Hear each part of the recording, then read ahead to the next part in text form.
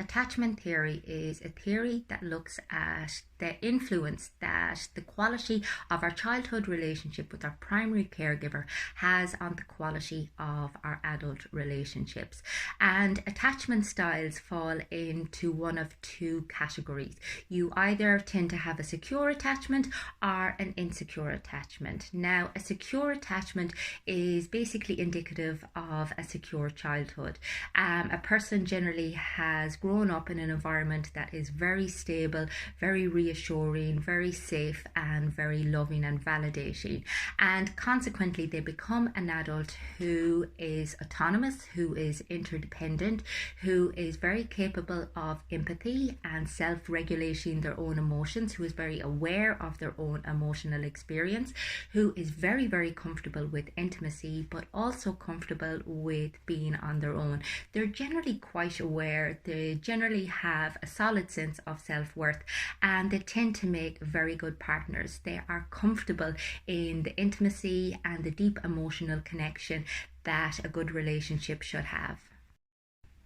There are a few different categories of insecure attachment, and the first one is anxious preoccupied, and this is basically the consequence of a childhood environment that wasn't attuned to the child's emotional needs, where a child didn't feel recognized, where a child didn't feel particularly safe, or where they felt intimidated on a regular basis. And what this results in is an adult who finds trust quite difficult, who really seeks co-regulation within the context of a relationship, so is very preoccupied with their own emotions plus the emotions of the other person, and they may be labeled as clingy or needy, and yet the reality is they are just seeking safety. They are just seeking, I suppose, the reassurance that they're not going to be abandoned, that they are not going to be left by the person that they love.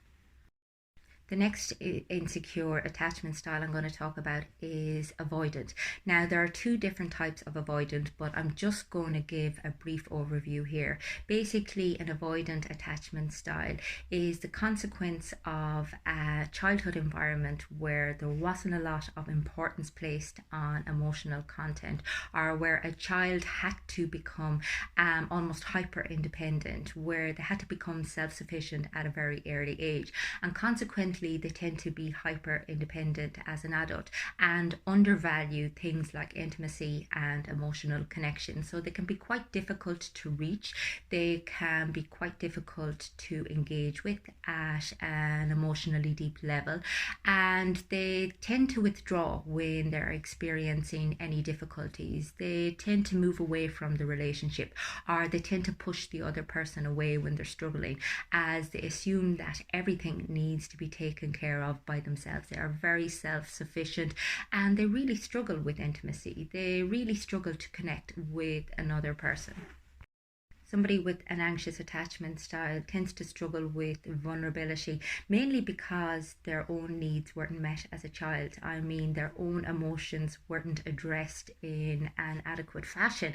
So consequently, they don't place an awful lot of emphasis on their own emotions, and they really struggle with, I suppose, regulating themselves in a way that is healthy. They tend to just be very dismissive of their own emotions, as much so as they are dismissive of other people's. And the funny thing is, oftentimes these two different styles, the anxious preoccupied and the avoidant, are attracted to each other, because frequently we are attracted to what it is that we didn't receive in childhood. So if we were frequently dismissed, we're attracted to somebody who is dismissive. So it's like as if our attachment style is actually looking to be healed within the context of the relationship. And this is why awareness of your attachment style can be so helpful in helping you understand the way in which you engage in relationships, but also in helping you understand the people that you are attracted to and why you have a tendency to repeat patterns in your relationships. The last insecure attachment style is disorganized attachment, and this is basically a person with a very negative sense of self-worth, and they may experience a relationship as almost a push-pull dynamic. So they really want intimacy, they really want love and connection, and yet when it is available to them, when it's presented to them, it's like as if they panic and they push it away because they're scared of it. And again, this is the consequence of childhood. It's the consequence of very inconsistent parenting. So basically, a child felt like as if they didn't know what was coming next. A parent might be okay one minute and the next minute they'd be losing their shit. And this is very, very confusing for a child. And when this extrapolates onto adulthood, it means that relationships become a very unsafe place. It is very difficult for you to self-regulate. It is very difficult for you to recognize the emotional content of others, to establish any type of boundaries, or to feel safe. Now, attachment style can be really helpful in understanding yourself a little bit better, in understanding your needs, in understanding areas that you may need to work on, such as your self-worth and your limiting narratives and your expectations for a relationship. More importantly, it can be really helpful in understanding why you are attracted to certain types of people.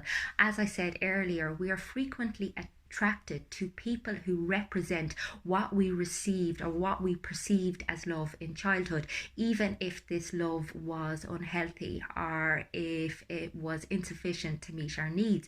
So we repeat what we know, we repeat what is familiar to our nervous system, and consequently can find a lot of our childhood wounds being very much reawoken in our adult relationships.